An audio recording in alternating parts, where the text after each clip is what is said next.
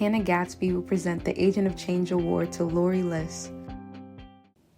Well, hello there. Giddy up. I just think you should know that Girls Right Now is an awesome enterprise, because if underserved voices are ever going to get served, they will need champions.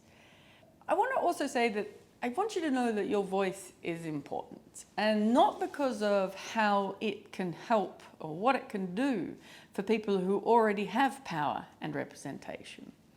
Your voice is important because of the way it can penetrate the isolation marginalized people feel in a world that refuses to acknowledge their experience humanely in a broader cultural context. Now, this kind of thing is impossible to value in a transactional world, and that's why people will try and tell you that your voice doesn't matter, because it doesn't appeal to the experiences of most people. But don't be fooled. Listen to your champions. That's what I say. Now, a few years back, I experienced the kind of success that gave the mainstream a little bit of a nudge. And with that success came a lot of people who wanted to attach themselves to both me and my so-called success. Sadly, not all of those people were necessarily interested in preserving my voice as it pertained to me. I was just a goose that laid a golden egg.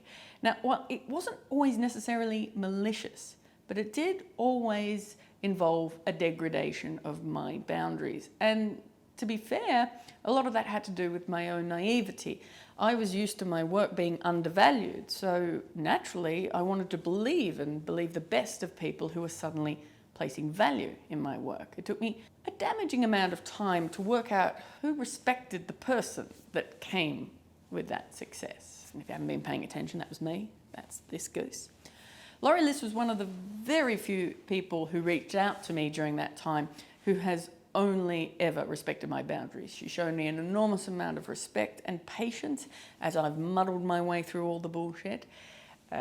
She's let me make my own mistakes, and she only ever got involved to cheer me on when I learnt the inevitably valuable lessons that come with making your own mistakes. And if I'm being honest, I don't think you can really attain success until you can successfully navigate success without letting it corrupt you. And that's not something you can achieve on your own. You need people to help guide you through, and those people need to want to guide you through without steering you through. And those are the people who value your voice for the right reasons. Not what it can do for them, but for its true value. And that is what makes a good mentor. And Laurie Liss is a good mentor. Thanks, Loza. I'll go write my book now. Maybe. When deciding what I wanted to talk about for my masterclass, I sat down for a long while and thought about what is most important to me.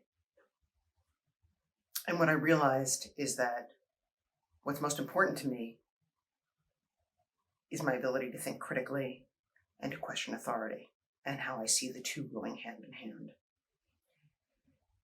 Critical thinking is an analysis of facts. It's our ability to take our moral authority and think about what's been said to us. Simple as that. You can get far deeper. You can get a PhD in it. But for me, it's about thinking through what's being told to me. It's about questioning authority. I've never been a person who accepted yes as a yes or no as a no. I always wanted to know what the underlying story was. And I think that when we question authority, whether it's someone who has a nicer house or better grades or more friends or is elected to political office, we don't have to accept what's given to us. We have to think about it, and then we have to ask questions back. At Girls Right Now, people are asked all the time, questions, answers, questions again, and I encourage that. Don't take the first answer. Don't take the first no. When somebody asks you a question, thoughtfully respond. When somebody gives you an answer, think through what they've said, and if you don't like what's being said, ask someone else or reframe the question.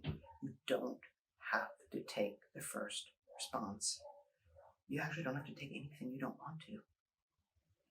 listen carefully, speak carefully, question authority. As a literary agent, I have the great fortune of working with writers every day of my life, and really every day. And I was thinking maybe a year or so ago, all my writers are incredibly different, and yet they all share something in common. And what is that thing? And what I realized is that every person I work with shares the desire to explain the human condition, shares the desire to talk about how we got to where we are, whether it's in the United States, in another country, or even anywhere on this planet. And that was deeply meaningful to me. And my job is to read their work and to ask them questions, and for them to go back and answer those questions. That's their job, not just my questions, their own questions, their editor's questions, the people they're interviewing questions. But it's all part of a continuum, and it all starts with questioning authority. Growing up in New York, going to public school, there were a lot of kids around all the time. And I was, one of many in every group. And I think that pretty much every teacher would remind me as that person who always asked questions. And I'm sure a lot of them weren't thrilled with me. But I recently saw my first grade teacher. Okay, that was a long time ago. And the first question she asked is, "Are you still asking questions?" I think that the ability to think critically is what separates us from every other species on the planet. You can't underestimate it. You can't take it for granted, but you can use it and you can hone it. And when you think critically and when you question authority, you make change. And I've always believed that I personally can make change. And I believe that you can too. I believe you can be the change you want to be. How you move through the world is up to you. But if you do it thoughtfully, if you don't accept what's given to you, you're going to have a chance to really emerge to be the person you want to be. It takes work. Everything takes work. But it's totally worth it. I didn't know who I was till I was much older. When I was in college, I came out as a lesbian. It was 1982. It wasn't easy back then. I don't know that it's easy now. It might be easier. But I had mentors who really helped me understand who I am and what it was that I needed and wanted to do. And they asked me questions, and they listened when I responded. And I asked them questions, and they listened when I responded. And I have a good life. I have wonderful kids. I have an amazing partner.